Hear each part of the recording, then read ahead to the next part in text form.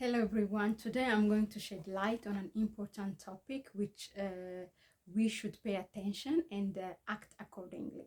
A couple of days ago, I think to be specific, on 6th of August, the African Union has revealed that it's going to accommodate in the peace talk between Ethiopian government, the federal government, and the TPLF leaders. So this statement actually came after the visit of the Western visitors, which are all the Horn of Africa special envoys by the European Union, by the US, and by the UN as well.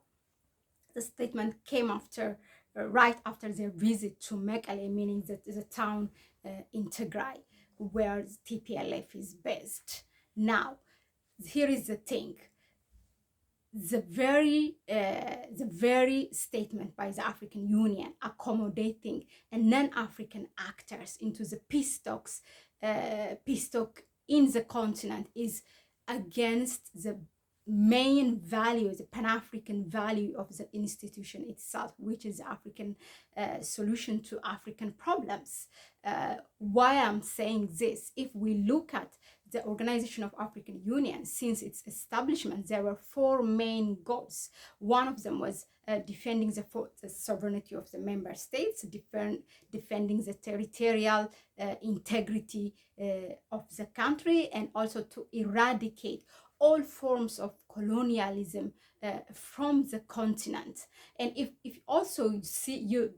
we can also see this during the transformation of the Organization of African Unity to the African Union in 2002, these values has been the main value as well of the African Union. And if we look at also the recent ones, the Agenda 2063, one of the 7 aspirations set by this agenda is also to work on the peace and security of the continent, and it clearly puts that to use the resource, the African resource, to bring peace and security in the continent. So this is against the Pan-African value of African solution to African problems. Just to give you a background on what's happening, on those of you who has not been following on what's going on in Ethiopia, is that in November in 2021, the African Union has appointed the former president of Nigeria, Olusegun Obasanjo, as negotiator for the conflict in Ethiopia. He has been appointed as a special envoy for the Horn of Africa, but mainly actually to work on the conflict in Ethiopia. Now, he has been talking to the federal government, to the TPLF leaders, to all regional governments, to most of the regional governments within Ethiopia, also to neighboring countries like to the Greater Horn, like Kenya, Uganda, Sudan, South Sudan, Djibouti. He has been talking to all this, and also to the African Union itself. And he has been also talking to the US, actually. So, but in his statement, he said that for the international community to support this peace talk, but not to refrain from any act of intervention. However, now he has his own committee, and he is still in charge of this peace negotiation between the federal government and TPLF.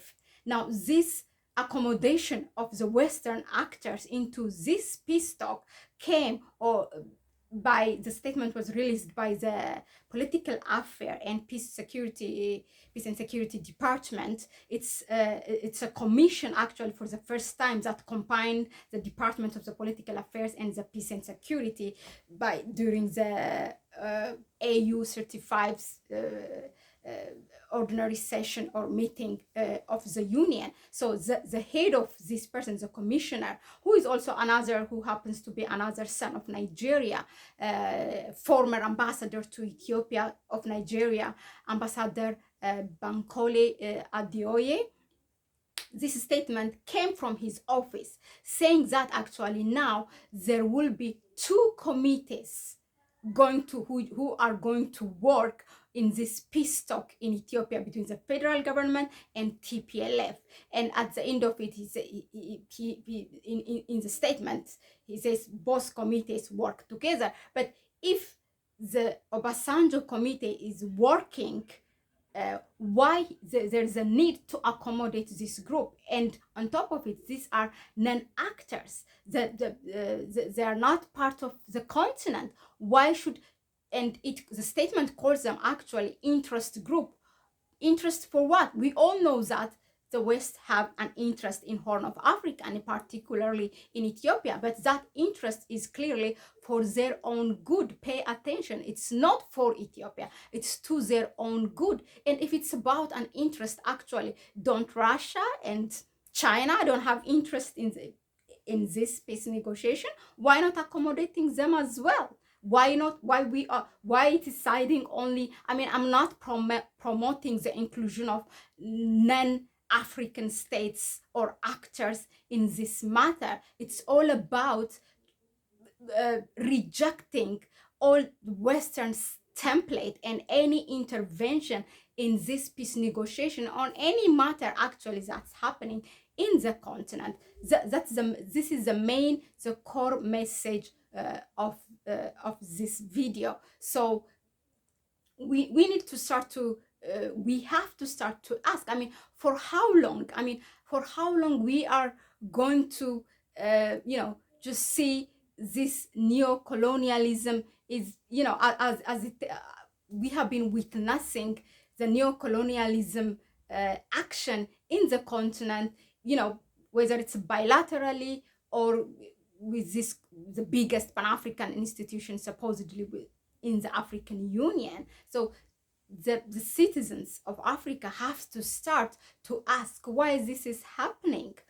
Can we not solve our own problems by ourselves?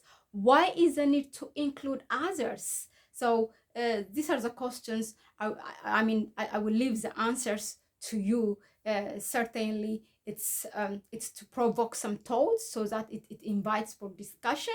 But for more discussion on this topic, also I will put you the link down in the comment section. You can tune in tomorrow at 8 p.m. in Eastern African time as we discussed live at Connect Africa YouTube channel.